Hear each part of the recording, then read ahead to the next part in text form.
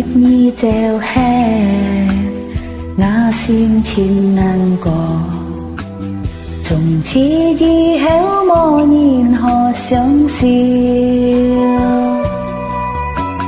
chỉ ca yêu con coi pha theo tèo lo in ha cho mai nhong hin biong hết siêu dòng nhí cây xì heo mũ chi trong liu xuôi mà nhìn con mới chỉ nhìn xin mỗi xuôi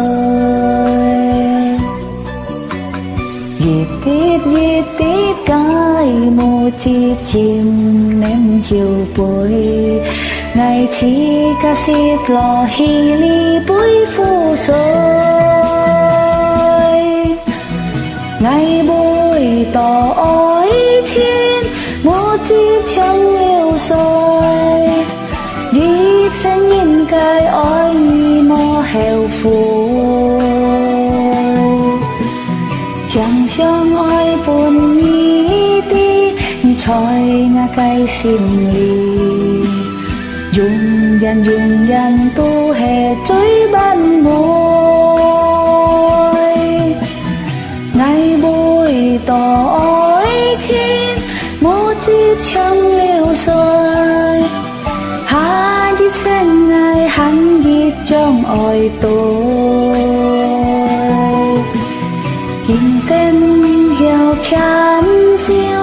khen tên không hà diệu hà sẽ chịu chẳng như bụi ngái thiên liêu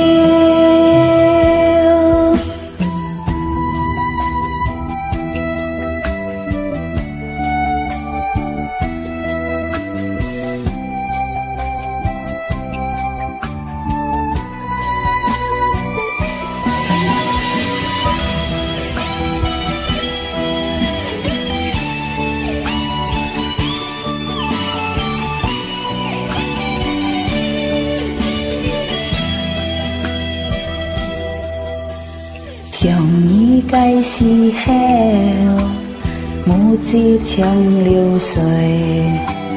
mà nhìn con mới chỉ nhìn xin bối xôi giết tít cái mũ chi chim ném chiều bối ngày chi ca xít lò hi li bối phu xôi ngày bụi tỏ oi thiên một chiếc trong liu xuôi giết sẽ nhìn cái oi mò heo phù chẳng trong oi buồn nghĩ đi như trôi ngã cây xin lì dùng dàn tu hè trôi ban môi ngày bụi tỏ oi thiên một chiếc trong liu xuôi hai chiếc sen ngày hắn giết trong oi tôi kim sen hiểu khán siêu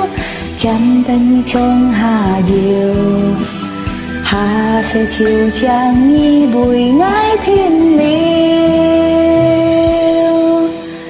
hà sẽ chịu chẳng như bụi ngái